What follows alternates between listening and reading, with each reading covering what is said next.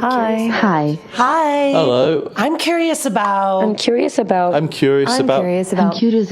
Building open, authentic, loving relationship. I'm curious about jealousy.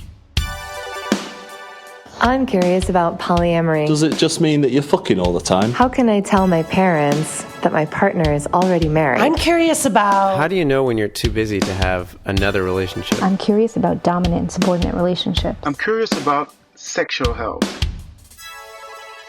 How can relationships evolve with people as they grow and change?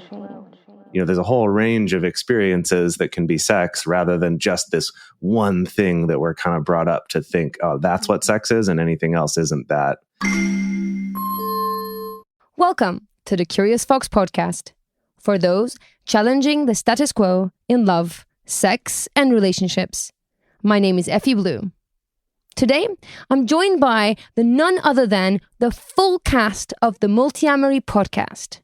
My name is Dedeker Winston. I'm a relationship coach who works with individuals, couples, and triads. I'm also a co-host and co-creator of the Multiamory podcast, which is a research-backed relationship advice show that centers non-traditional relationships. My name is Emily Sotelo Matlack. I am one of the co-hosts of the Multiamory podcast and also one of the co-authors of Multiamory, the book, which is about to come out. I also am very fortunate because I get to travel a lot and do acting and singing, and that's my other job in addition to being a professional podcaster at this point. I'm Jase Lindgren. I'm one of the co-hosts of the Multiamory podcast, as well as one of the authors of Multiamory Essential Tools for Modern Relationships. And I'm also secretly a double agent in the corporate world, trying to make changes from within that world to make non-monogamy more acceptable and just alternate relationships in general, doing what I can to support people in that space. If you are listening to our show, the chances are you're listening to Multiamory as well. Jase, Emily, and Dedeker created the Multiamory podcast back in 2014 to raise awareness, provide approachable resources, and combat the stigma faced by people in non-traditional relationships. These days, they have hundreds of episodes and millions of downloads under their belt, and they're surrounded by a rapidly growing community. They're dedicated to offering practical advice and communication tools grounded in the latest relationship research, guest experts, and years of professional experience. Most recently, their book of the same name, Multiamory, Essential Tools for Modern Relationships, hit the shelves. They started a podcast when they were a triad, and their relationship has evolved over time. So that's why we started. Of course, I know you from the show. It's been going for years. I know that when we first started seeing what we wanted to play around in this podcasting space, your show was coming up as one of the only ones available at the time. So it's been a long time on air, if you will. So thank you very much for all that work that you do. I'm curious. I know that you started the show because there wasn't anybody out there talking about relationships, especially sort of the non-traditional relationships, and you had a sort of a non-traditional relationship. I'm curious, can we start from there? Can you tell me a little about your relationship and its evolution over the time? Sure. I'll start the story and we can all tell it together. So from my perspective and from Emily's, the two of us were in a monogamous relationship for a few years. And we ended up opening up that relationship at some point, just kind of with that feeling of, there's got to be some other way to do this. There must be some other kind of option, but we didn't know the term polyamory. We didn't know anything that we were doing. We just kind of knew that open relationship was a thing and started exploring that and made a lot of mistakes, but also met a lot of people who suggested resources like books and podcasts and just kind of taught us things that they knew, which is what led us to the term polyamory and eventually led us to being on OkCupid, and then ended up connecting with Dedeker and her partner, who they were already polyamorous. Yeah, I already been on kind of my own journey of exploring polyamory for a few years at that point. And my live-in partner went on a date with Emily, and that's how all four of us got connected. Yeah, so we were together for quite a while and actually a quad for a while. However, quads are kind of notoriously unstable. And so therefore, that sort of broke apart after a while. But during that time, the three of us realized we don't know that much about this at this point. We're interested in learning more. We're interested in maybe creating a resource for people out there who also may be curious about how they can do polyamorous relationships better. So Jase actually was the one who was like, why don't we start a podcast? And this was very, very early on in the space in 2014. So we were able to do that. And our relationship has taken many different forms over that time. The three of us are no longer all in a relationship. Jase and Dedeker are still together, but I'm actually now in a monogamous relationship and have been for quite a few years. And that was very intentional on my part and on the part of my partner as well. So it's cool that we've been able to retain our own individual relationships with one another and also as the group while still, creating this podcast baby over the last 9 years. It's been really a special experience. Okay, so I'm a relationship nerd like you guys, and I'm curious, I'm going to dig in a little bit more about your relationship, how it evolved, if that's okay. Sure. So I guess I'll start with the fact that we were all in this quad together. So Dedeker lived with her partner at the time, and Emily and I lived together. And Emily was dating him, and I was dating Dedeker. And originally, that's how it was set up, right? Where the two couples relationships, kind of overlapped like that. And then over time, I think a few things happened. One would be that Emily and Dedeker started to, see if there was a romantic relationship there between the two of them. Meanwhile, I think things started becoming challenging, and we definitely had some issues with communication and expectations and all sorts of things regarding Dedeker's partner at the time. Well, what's interesting when I think back on it now is, yes, back then there were some resources. It wasn't a totally barren landscape. We'd all read The Ethical Slut, the classic. Sex at Dawn. Yeah, we'd read those classics, but I think about how now, if I was in a quad where there was some drama, there was some tension, there were some issues, I would at least be able to Google being in a polyamorous quad, or, resources for being in a group relationship, or even resources for being in a triad. And I don't think at that time that even existed, like anything even that specific existed.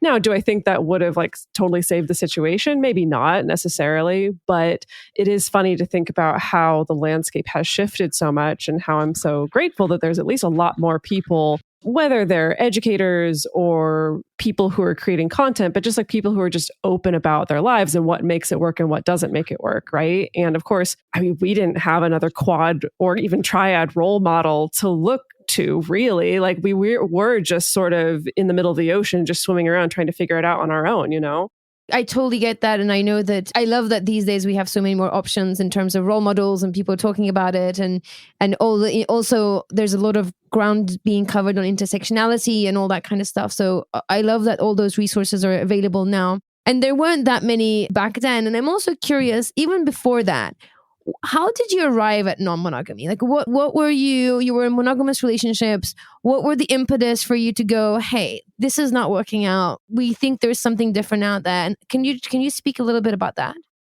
Yeah, so the way that I came to it, I think, was somewhat different from how Jase and Emily came to it. Just for a quick overview of my background, I was raised very conservative, evangelical Christian. So my upbringing had a lot of very different stories around what relationships should be, what sex should be or shouldn't be. So I was raised definitely with this extremely traditional mindset around relationships. And yet still, right out the gate, my very first quote unquote adult relationship, when I was a teenager, almost immediately had that experience of, oh, wow, I've met someone, I've gotten feelings for someone, we're in an exclusive relationship, and oh no, now I suddenly have a crush on somebody else, but I still like the person I'm in the relationship with, but I'm really interested in this person. Oh no, the church never told me what to do in this situation, and Disney movies never told me what to do in this situation. I was always taught that if this situation happens, if you're having feelings for someone you're not in a relationship with, either it means the relationship's bad or it means that you're bad in some way. And so that was sort of the weird narrative that I picked up and ran with through most of my formative teenage years into my early 20s, was this keeps happening. Like I somehow seem to be broken in some way, and that I have the capacity to be attracted to more than one person at once. And so what does that mean? How do I deal with that? Does it mean that I'm broken in some way? And then it wasn't until my early 20s that when I was describing this constant cycle that happened to me to my best friend, he was the one who suggested, have you thought about ever trying an open relationship? And I was a little bit offended at the suggestion because I had this association that an open relationship is for someone who's a sex addict or someone who's not actually committed to their partner or not actually in love with their partner. It's all only for casual dating, right? But then I still went home. And again, there was just enough resources online that I could still do some preliminary internet searches for open relationship and see what was out there and like find some old live journal entries in some dusty corner of the internet and like start to get that sense of, oh, people have been doing this. That was how I got introduced to the term polyamory, right? You know, people have been doing this for a while and people are doing this in a way that's ethical and consensual and everyone's actually happy, and it just blew the doors off of my reality. And so for me, that was the first impetus to go really hard into finding every single book that I could find, right? And like scrubbing the internet for every single resource that I could find. And, you know, my first crack at it, because I was in a monogamous relationship at the time and we opened up, you know, my first attempt at it went horrible because we were in our early 20s and we were bad at communicating. We didn't know what we actually wanted out of this. And so that relationship ended up imploding about 6 months later. But for me, the key turning point was after I got to the end of that really painful period, I didn't think to myself, ooh, failed experiment, let's go back to monogamy. Like what I thought to myself was like, wow, that really sucked and that was really hard. And I know there has to be a way to do this better because I still felt more like myself than I ever had in relationship. And so I think for me, that was not only the affirmation of like, okay, non-monogamy is the choice for me, but also learning more about how to do non-monogamy in relationships better was the track that I ended up on, which, you know, led me to this podcast. So that was my origin story. Beautiful. Yeah, so many of those things resonate with me. Yeah, I'm curious about the others.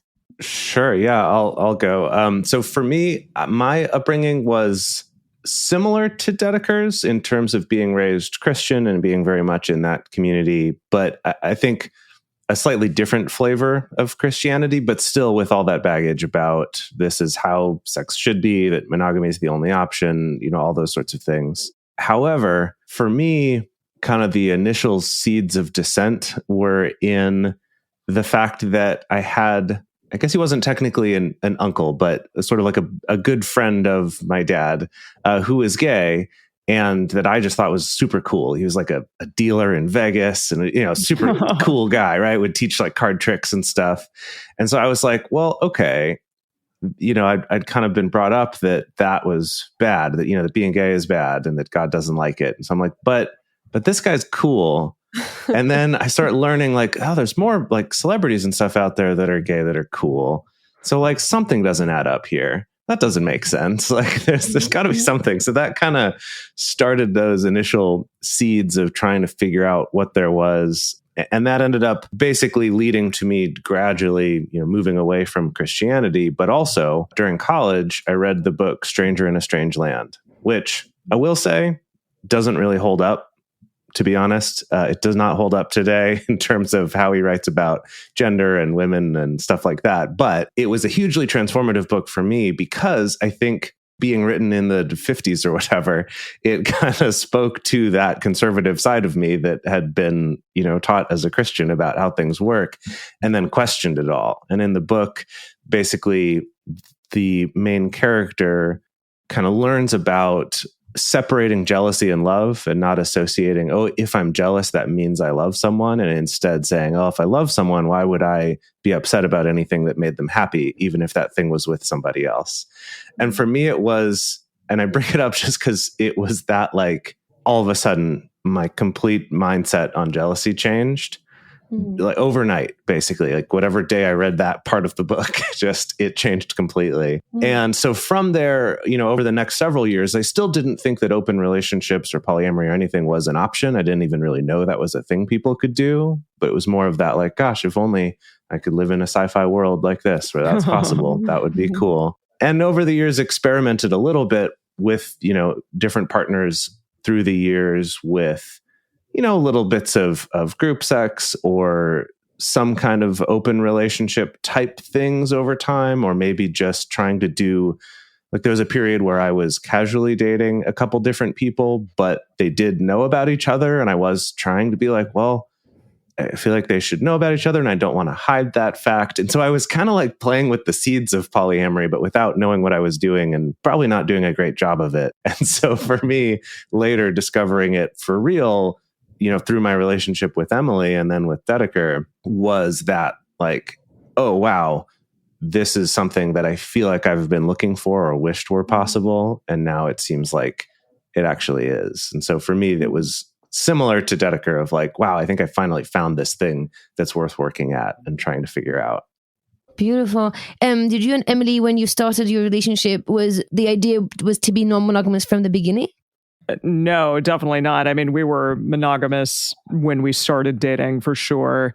However, I think it was interesting because I grew up very different than Jase and Dedeker. I grew up as someone who, my mother and my father were in an affair and they never married and they were not religious at all. I really didn't know my father very well growing up. So I saw like a non-ethical non-monogamy from a very young age.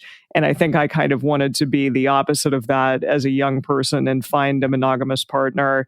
But I did also have similar things growing up of having boyfriends, but finding other people that I was still interested in and wondered like, well, why couldn't I also have fun with that person, even though I'm in a relationship with someone else?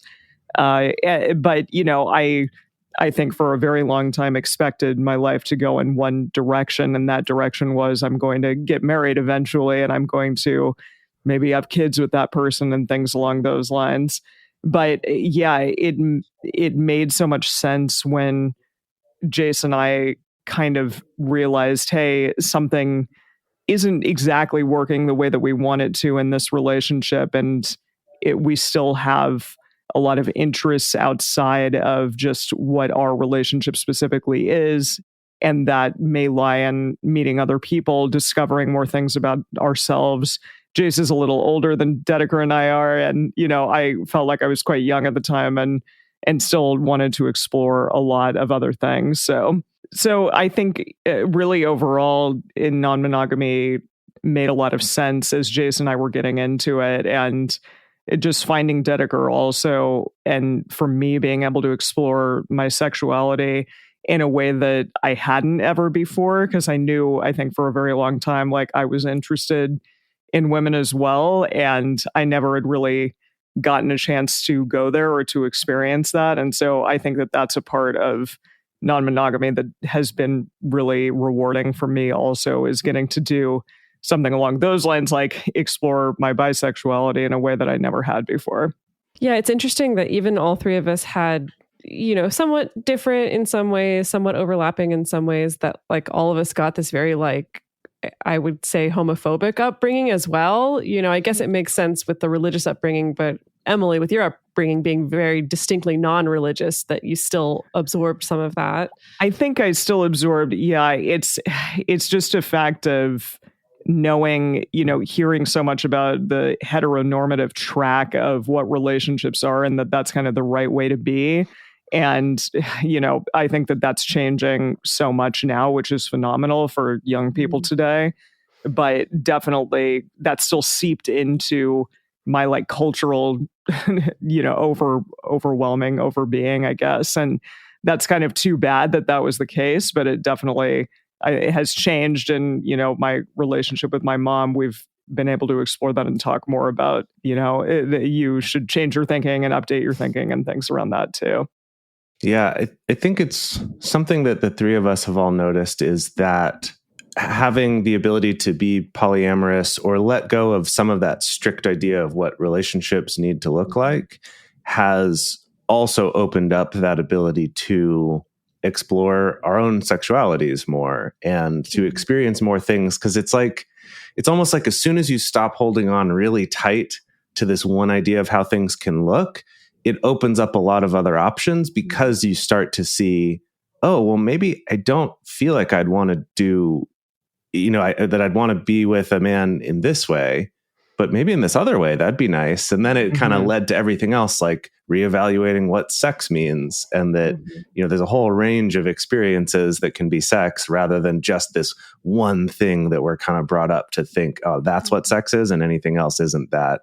And as someone raised Christian, I think we especially know, because we all have these very clear guidelines of like, God says don't have sex, but he only looks at this part of your body and not these other ones. So we can do whatever we want there. Like that kind of rules lawyering that we used to do with God. I think that once you kind of get to let go of some of that, it lets you explore more options and just, I guess, feel more like whole as a person in your ability to connect to people and find what works rather than trying to make everything fit into one particular mold. Yeah, no, that makes a lot of sense. Actually, shame Jacqueline isn't here because she also grew up very, very Christian, and she talks about the impact of that. Good for us. On her in her relationship structures, her sexuality. We even recently did an episode on masturbation because it's Masturbation Month, and why wouldn't we? And she, she tells these stories of how when she was young and she was masturbating, she would make these pacts with God that she was concerned that every time she masturbated, that some like God was going to come down and like take her family away, and she was going to wake up the next morning and no one's going to be there. And in an effort to stop herself from masturbating, she would have these conversations with God, saying like, every time I masturbate, like take my future children away, in an effort to stop herself from. Yeah, it's like such a dark. She tells these stories on the show. Gosh, it's such a dark place, and she's from where she is to where she's now. It's like a huge journey. And so I am the opposite. I grew up with no religion. I grew up in a very secular family. Where religion wasn't a thing. We didn't really talk about it. And I've got a bunch of memos about everything else, but I never got the memo around like shame and sex. It just didn't. I'm sure I got it. Somehow I ignored it. I'm lucky. So we have these like very opposite views of like where she comes from and where I come from. And when I hear your stories, it really resonates with me. And it's kind of interesting how we've all somehow ended up in the same place, which I also find fascinating. Like we just found our way to this thing that makes sense to us. And I'm curious. So we heard about how you came to non-monogamy. We heard about kind of the evolution of this relationship. I'm curious, like, what is the latest update, just to sort of complete that story, and so we have an idea of like where you are today, and then we'll take it from there. Gosh, well, the latest update is, for years, what I've been telling people is that, we're like an emotional, like we're not, like the three of us are not in a romantic or sexual relationship together anymore, but there's still a relationship there, right? And so I always jokingly tell people that we're like this emotionally bonded triad that are co-parenting a podcast baby together, because it is kind of that funny thing where sometimes people will interview me and be like, oh, what's it like to be running a podcast with your current partner and your ex? And I'm like, I don't know. I just don't think about it in that way. It's like we have this relationship that in many ways has grown and evolved and almost become more precious and even better functioning than the days we were like a romantic and sexual triad together.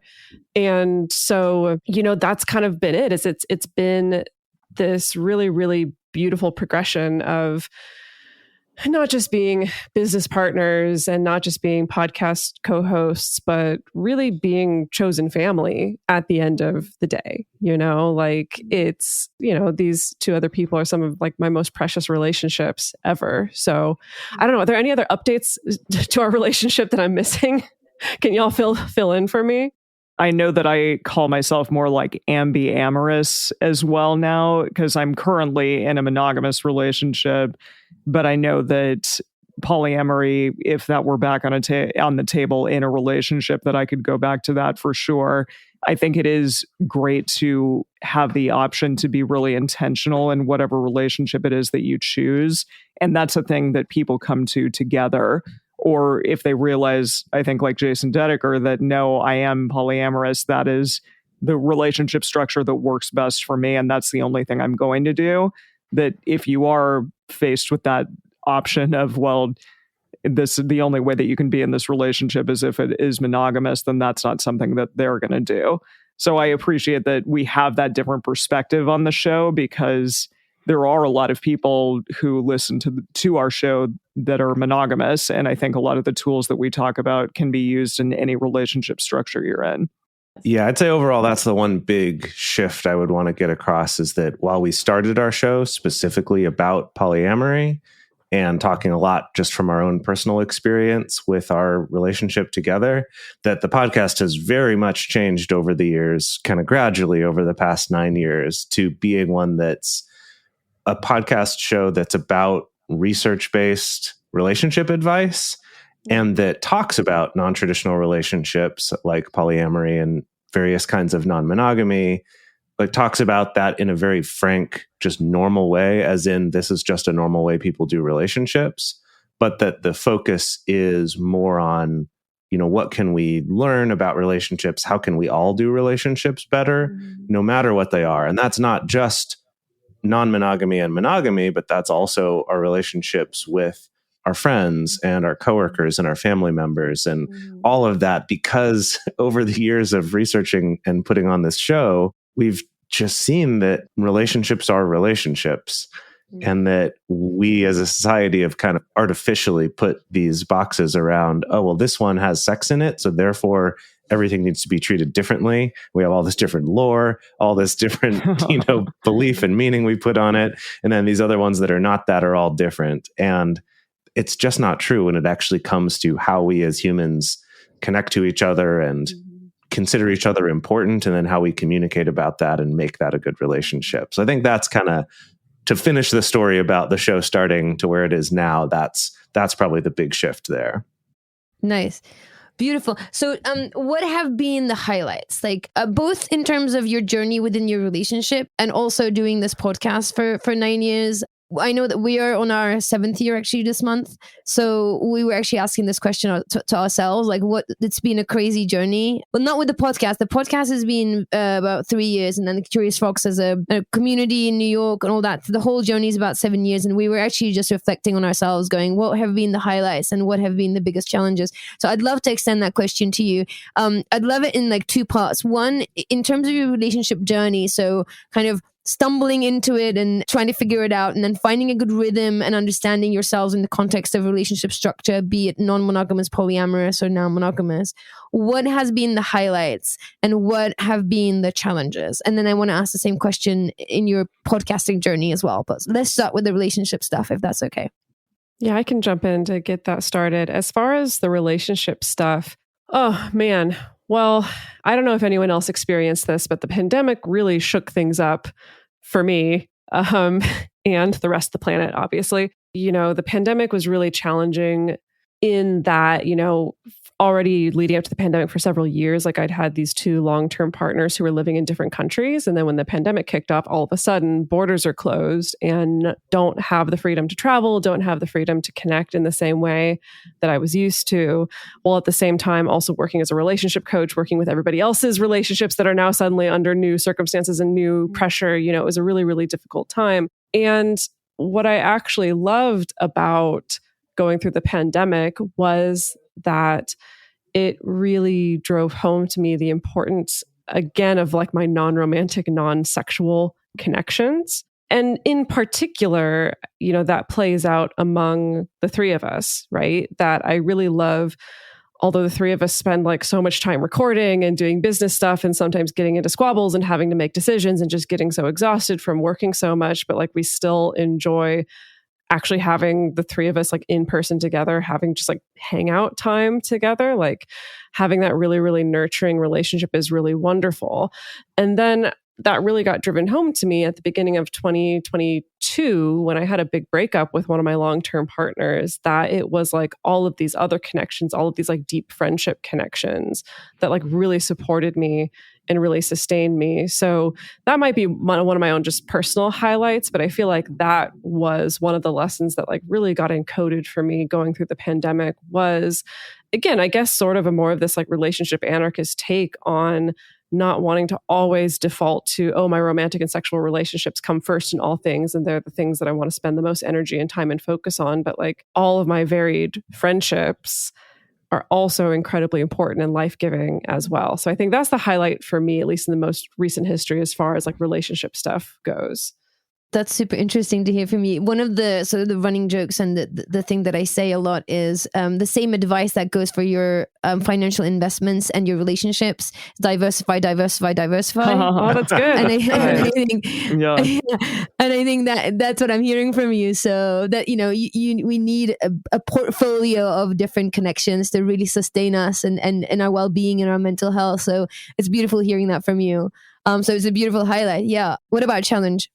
Oh, goodness. Okay. Challenge with the personal relationships. I guess probably for as much as I've been talking up how like we have this really wonderful relationship between the three of us that spans across all these different labels and formats and things like that. It is a challenge to run a business with people that you love. It is a challenge to carry this responsibility all the time with people that you love, right? It is a challenge where sometimes it is like, oh, let's have hangout friend time. Oh, wait, no, we're getting distracted because we get pulled into work. Or the opposite, like, okay, we got to sit down and like hash out this thing. Oh, but we really want to gossip about what happened last weekend. And so we're going to waste 2 hours talking about that. Mm-hmm.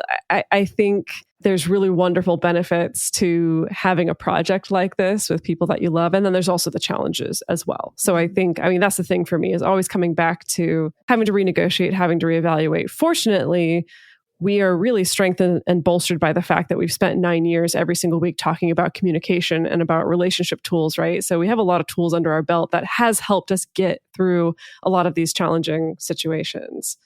I don't know, Em and Jase, what would you add to all that? Yeah, in terms of just the great things about our relationship, it's been just such a constant through line in my life for so long. I've known Jase since 2011, which is really incredible at this point. Just so much of my adult life has been spent with these two people. And that's a really cool thing because you do get to know them so well and they know you so well. And I think we just got incredibly lucky in terms of finding the right people with the right temperament, all three of us, that were able to kind of sustain this incredibly huge undertaking that we decided to do for some strange reason. But yeah, it's really held up and it's been a great thing in our lives for so long. I think for me, the change between being in a romantic partnership to being in a non-romantic partnership really did kind of take years to sort of navigate and really figure out what it was that was going to look like. And knowing like I'm seeing two people that I used to be intimate with, being intimate with each other without me, and that has its challenges at times for sure. And I think that for the last maybe 4 or 5 years, that has not irked me in perhaps the same way. Like I'm able to look at it more with a little bit more of a compersion, I think, and know that like I have my own special relationship with these two people as well. It's different than what they have together, but we all still have something really close and meaningful, and it doesn't have to just look one way. And that's a really lovely thing that I think non-monogamy and this podcast has taught me. Beautiful. Yeah, makes sense. Let's see. I would say some highlights.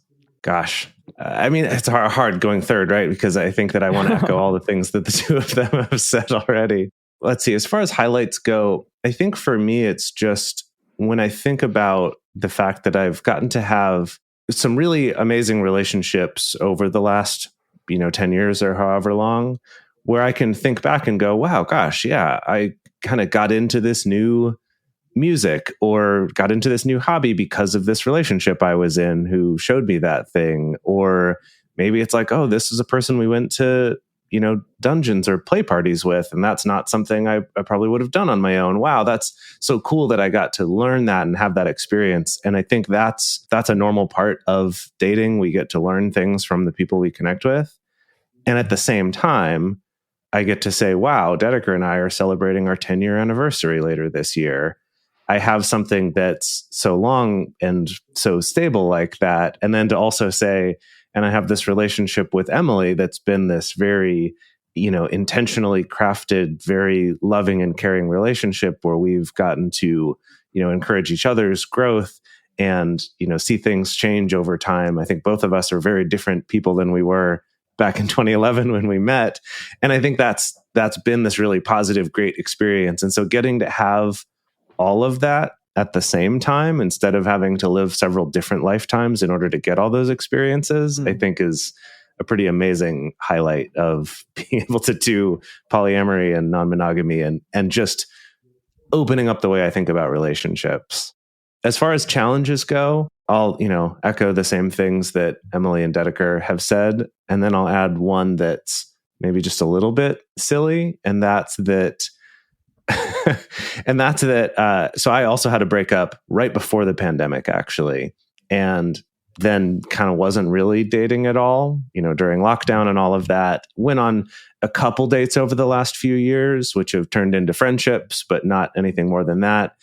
And so that's been a little challenging, kind of being out of that and getting back into it. But then I'm hitting that thing where to date people who listen to the podcast feels a bit weird. It's kind of that there's a strange power dynamic in one way, and also like a lot about me and have that kind of side of the relationship, and I don't know anything about you. It's all kind of weird, and so I'd rather not date someone who listens to the podcast.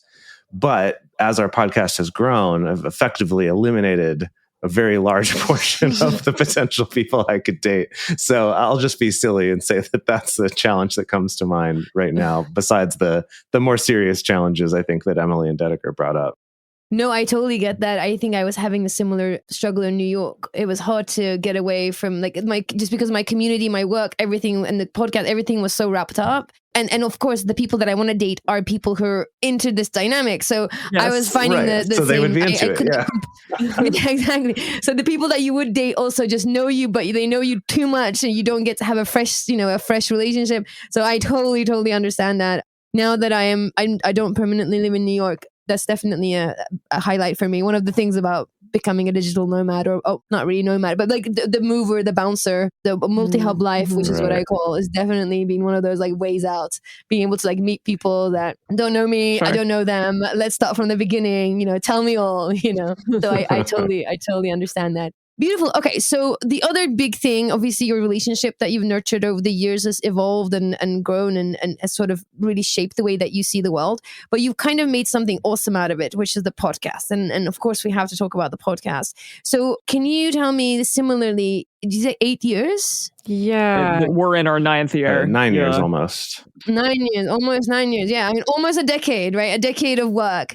I'm curious to, I know, Jase, you talked about it evolved over time, and it started about just the sort of non-monogamy in your own relationship, and over time it's become a real resource about relationships in general and research-backed relationship talk. I'm curious about what are the highlights from that, doing something like this, taking these deep dives into relationships and understanding not just only non-monogamy, but kind of relationships as a whole. What were the highlights from that? Like, what were your big takeaways that sort of changed and shaped the way that you think about relationships today?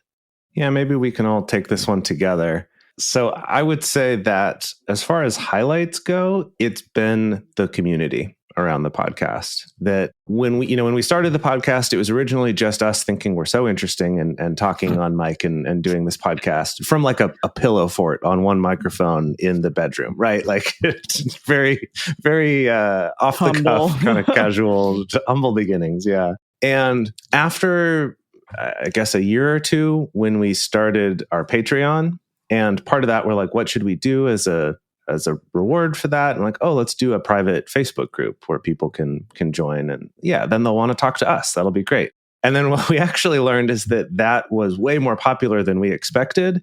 And it was not because people wanted to talk to us, but they wanted to be able to talk to each other. It's so hard to find, I think, good quality online spaces where people are supportive of each other. And I think that because ours has a little bit of a barrier to entry by needing to be a patron and, paying a little bit of money each month, it keeps some of the trolls out. And then I think also they're all people who listen to Multiamory. And so kind of like with the dating thing where I'm like, yeah, the person I'd probably want to date is the type of person who would listen to a show like Multiamory. So, well, shoot, I kind of screwed myself there. But I think that works out really nicely for all of the people in that community where it's like, yeah, I want to connect with other people who might like a show like this. Like I want to connect with people who want to be intentional about their relationships.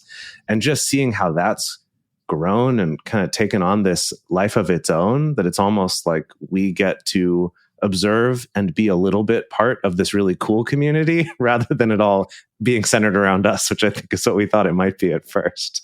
Yeah, having access to the community means we've gotten to do some amazing things, everything from being able to, go on tour and do live shows and meet people in person and get to see all the different ways that people are living out all their different types of relationships, all the way to being able to do things like almost like little informal focus groups.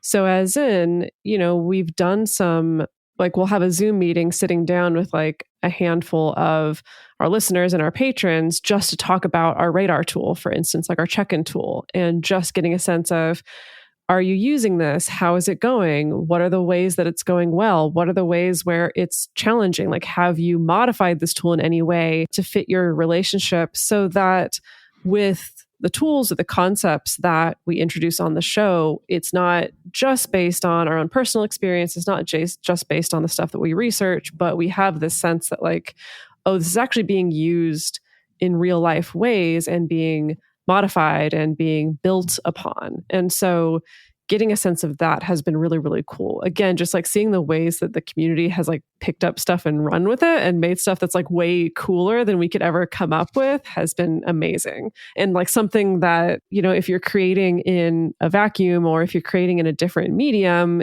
sometimes you don't always get that sense of that engagement and interaction with an audience. It's so great to meet people in real life who I work at a restaurant 2 days a week and have for 10 years, and getting people to come into the restaurant and then like tap you on the shoulder and be like, I love your show.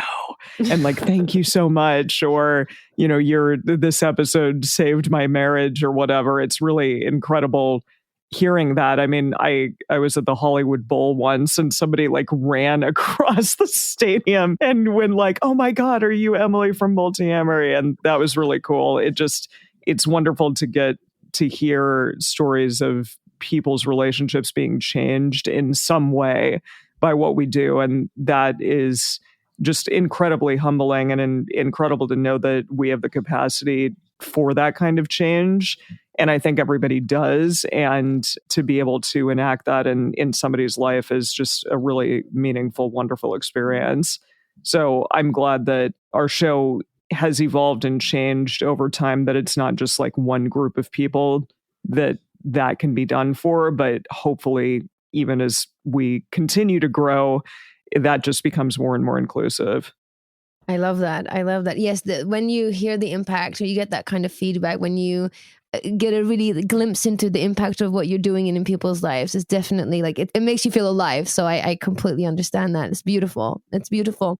So I know that over the years, as you did the show, you've developed a bunch of tools, right? The communication trifecta, the radar, these tools are out there.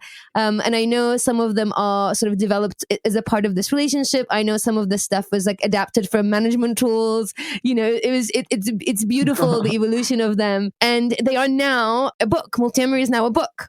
Right. So I would love to hear about that. Like, yes. How did that happen? And tell us a little bit about the book. And also the tools. For those who don't know, there are these tools out there, communication tools that you've sort of developed and put out there and supported it with the podcast, where they're like handouts and, it's a great sort of toolbox. And it's been out there, but now it's all compiled into one book, and it's being published, or it's on the shelves. It's coming out on May 23rd. Yeah, the evolution of the book, let's see, I guess I'll take a little bit of a step back. And we set as a goal for ourselves years ago, once we hit a certain size for our online community, that we would do something. And we weren't sure what that something was. And so we put out a poll to our audience saying, what should we do? And we put out a few different options, and book was the one that won. That's the one that the most people said, I would love a written version of this stuff you talk about. So that was in 2019. We started that process, and we got an agent who was a listener of the show. And we went through several different iterations of the proposal, trying to figure out what the book would be about. And eventually where we landed was there are certain things that we've come up with during the course of the show that we reference over and over and over again. So things like the Triforce of Communication, like radar, like being chewers and spewers in terms of how you process things, talking about boundaries. Repair shop is another one. So we have these things that we've created over the years, sometimes thinking, oh yeah, we're going to create a tool for this specific thing. And other times kind of talking about a topic and then realizing, wow, we need to talk about this more. We should come back and make a tool out of this because this is really important, like boundaries, for example.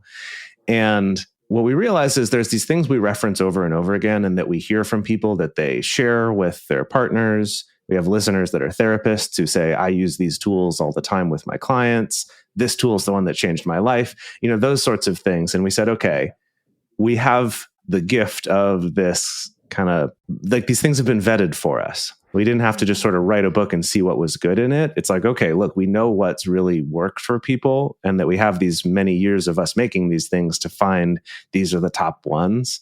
So let's make that into a book. And so we kind of went through getting the information you could get from the podcast, but adding more examples, more exercises to do at home, more ways to make it clearer and easier to understand. Because I know sometimes learning a new tool, just listening to it in an hour-long podcast, it's a little harder for that to stick unless you take a lot of notes and listen over and over again. And so I know for myself, having something in written form makes it a lot easier to learn. And I think that's why so many of our listeners were like, make a book. Gosh, make a book already. And so it's been a long journey to get here. But that's basically the idea, is to take some of those fundamental tools and really explore them and show, how can we explain this tool in the most understandable way, the most useful way. And that's the idea, is it's like a toolkit where you can go and pick and choose and say, you know what, let's go revisit this chapter because that's one we need to talk about, rather than something that has to be read straight through, and that it's for anybody in any type of relationship. We've even heard from some people who use the tools in their professional relationships. So like at our business, we do radar every month. We do it in our romantic relationships too, but we also do it in our business relationships. Mm-hmm. So it really is for any kind of relationship. And we try to make that clear in the book, that this isn't just for one particular way of doing relationships. Yeah, it's such a really beautiful and exciting time to have some of the best parts of the podcast in book form, again, to make it more accessible, to make it more giftable, to make it so people can highlight it and write notes and dog ear it and all those things.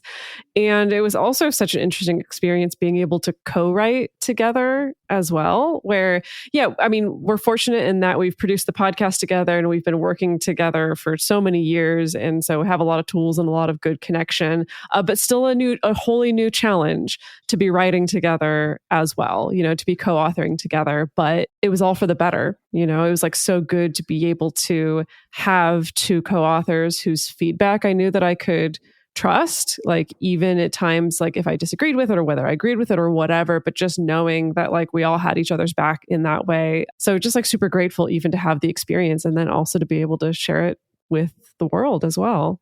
Beautiful. Yeah. Yeah. I just wanted to jump in. It was funny that our editor for the book actually told us, she's like, I've never had more than two authors write a book together, so I wasn't sure how this would go, but this has been way easier than I expected it to. Like the three of you are able to write together really well. So that was also encouraging to say, okay, this wasn't for nothing. All this research and time we've spent learning how to communicate and figuring things out together.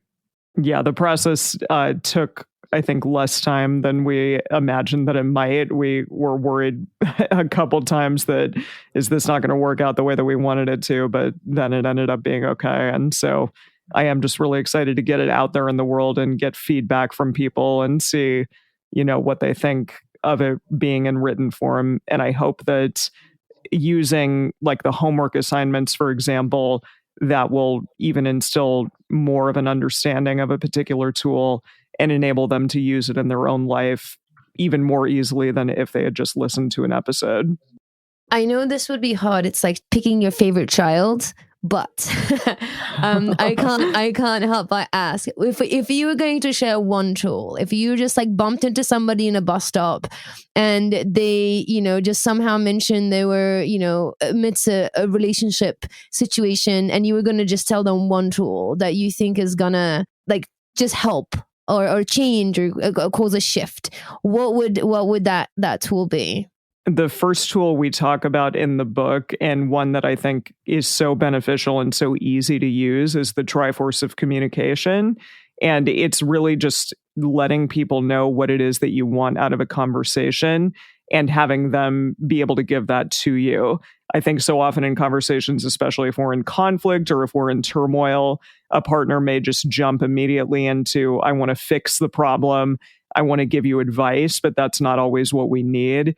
And so it's literally just being able to say like, hey, Triforce number 1, I'm just getting something off my chest. I'm just letting you know about a particular thing that's happening. This is why I seem a little down or I seem a little out of it.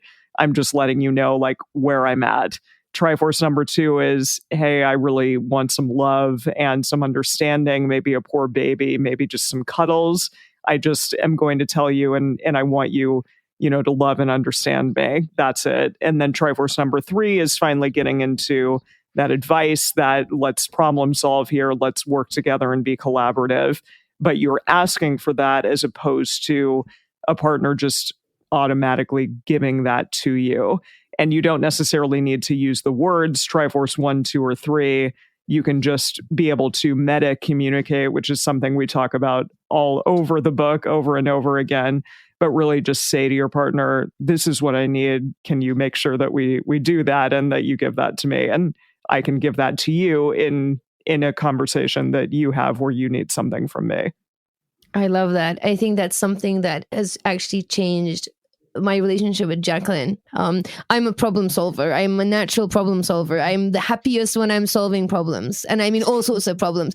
When I was little, I liked puzzles, and just my brain loves a problem and I have a million different ways to solve them. And the more I love the person, the more I want to gift them my solution finding brain.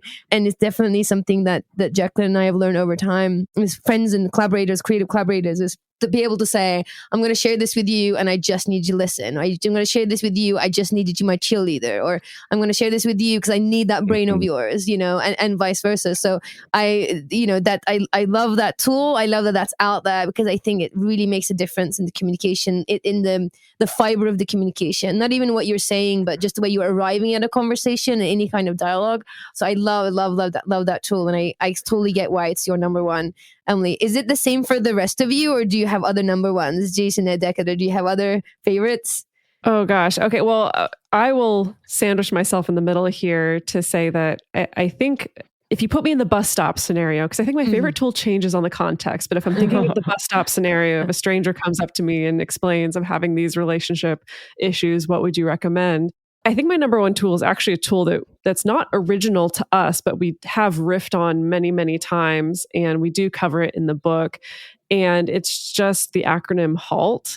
And HALT originally came out of actually addiction and recovery spaces. And it was this idea of, thinking about the times that you're most likely to relapse. And so HALT stands for hungry, angry, lonely, or tired. And many people have found that, this applies not just to relapses, but also, let's say, relapses in communication habits, right? Like the times that we're most likely to not be communicating our best. Now, we riffed on that and we added, it's not just about when you're hungry, angry, lonely, or tired, but also if you're drinking, if you're sick, if you're horny sometimes. And so we kind of expanded it into like halted, as the reminder that all of these things can be influencing factors that can make you make maybe not the best communication decisions in the moment. And so for me, I do feel like some of Relationship 101 is, if you're in any of these states, can you take a 20-minute break or a 25-minute break? Go take care of what you need to do. Go let your body come back to some kind of physiological calm and then come back to the conversation. So for me, again, a total stranger bus stop situation, I think that's the one that I would whip out. Gosh, see, I feel like I need to get a vibe of what this person's going through in their relationship in this short bus stop conversation, right? Because I would agree with Emily that I think Triforce is usually where I'd start with people, because I think part of it is that it's something you can apply anywhere, like Emily said, and the other person doesn't have to know about the tool for it to work, right? That even if someone comes to you and says something, if you're aware of the Triforce, you could ask them, are you looking for advice right now, or do you just want some encouragement? Or maybe you could just say, I'm going to start with Triforce 2 and just kind of give some sympathy or some encouragement or whatever is necessary. And then maybe ask, are you looking for advice and problem solving too? Or how are you feeling? Just to even know that that's a question to ask. Because I find with the Triforce, it's one of those things that once you have learned it and have used it a little bit, you see it everywhere. Like anytime you see your friends bickering or your friends in their relationships kind of getting on each other's nerves or getting short with each other, I would say 90% of the time I'm looking at it going, look, I don't want to butt in, but like, gosh, I see that one person's very clearly wanting some sympathy and this other person's trying to give them answers. And the person who wanted sympathy is getting frustrated. And the person giving answers is getting frustrated because they're not listening to their answers. And it's just this whole cycle. I just see it so often. So I do love starting with that one. But I would say if this person at the bus stop is someone who is in a relationship with another person who seems like they're also willing to put some effort into that relationship and be more intentional, then probably Radar, which is the last of the tools. So Triforce is the first and Radar is the last in the book. That Radar is our regular monthly relationship check-in that I think has been hugely transformative in my own relationship, and clearly from a lot of our listeners who've talked to us about how that's really changed the way they approach their relationships. But that one does involve, both people in that relationship, whatever kind of relationship it is, they both need to be on board and willing to commit to this regular thing. Because part of what makes it so powerful is that it's regular. Like it allows you to continue to evolve and grow and tweak things together to make your relationship as awesome as it can be, rather than waiting till everything sucks to have a relationship check-in. Like this one, you get to celebrate the good stuff as well as work on the things that are challenging. And I think that's a big shift from how a lot of us are taught to have, relationship talks.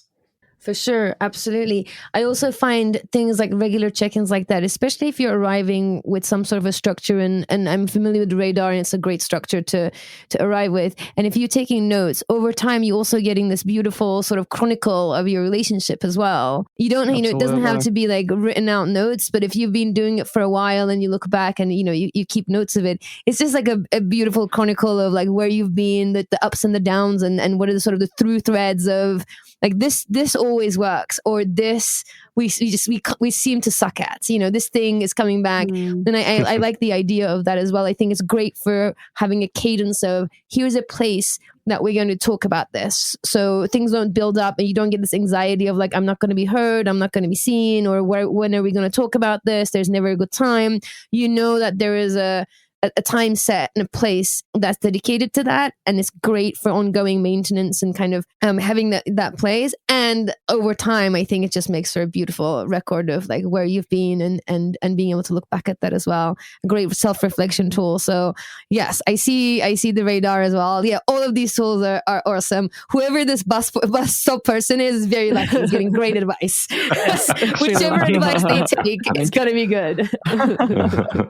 Beautiful. So I want to truly thank you for taking your time, for coming here as a team, sharing about your podcast, your relationship, and your upcoming book, and the tools that you share there. Also, you guys have been in the podcasting space for a long time, and it's something that we feel like you've led the way. Like this is one of the first contents out there, and we're kind of putting out what we can do as well. So it was nice to meet you in person and sort of hear from you in person as well. So I really appreciate your time, your effort, you showing up here. And I wish you the best of luck with the podcast and the book. Thank you so much. Oh, thank you so much, Effy. Yeah, thank you for wonderful questions, for a great conversation. And also thank you for the work that you're doing in this space as well. It takes all of us. Yes, absolutely. Absolutely. To connect with Jase, Emily, and Dedeker, jump on Instagram at multiamory_podcast and also TikTok and Twitter at Multiamory.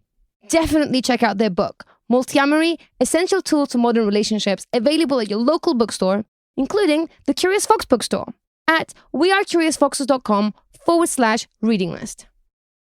If you would like to listen to more episodes about non-monogamy and communication, check out the new episode drop email from Curious Fox in your inbox, where you'll find show notes, links mentioned in the show, along with other episode suggestions. If you're not getting those, you are missing out. So jump on our website, wearecuriousfoxes.com, and sign up to the newsletter. And of course, while you're there, check out all the blog posts and resources and reading lists and recommendations and more. If you want to weigh in on the topic and connect with other Foxy listeners, head to Facebook and join our Facebook group at We Are Curious Foxes. If you find our episodes interesting and helpful, please share our podcast with a friend. Quickly rate the show, leave a comment, and subscribe on Apple Podcast. Or connect with the show wherever you're listening. This will take a few seconds of your time, but it will have a huge impact on us. To support the show, join us on Patreon at We Are Curious Foxes, while you'll find mini episodes, podcast extras, and over 50 videos from educator-led workshops. Go to patreon.com/We Are Curious Foxes. And let us know that you're listening by sharing a comment, story, or a question by emailing us or sending us a voice memo to listening@wearecuriousfoxes.com. This episode is produced by Effy Blue, with help from Yağmur Erkişi. Our editor is Nina Pollock, who co-parents our podcast baby with us. Our intro music is composed by Dev Saha. We are so grateful for their work, and we're grateful to you for listening. As always, stay curious, friends. Curious Fox Podcast is not and will never be the final word on any topic. We solely aim to encourage curiosity and provide a space for exploration through connection and story. We encourage you to listen with an open and curious mind, and we'll look forward to your feedback. Stay curious, friends. Stay curious. Stay curious. Stay curious. Stay curious. Stay curious. Stay curious.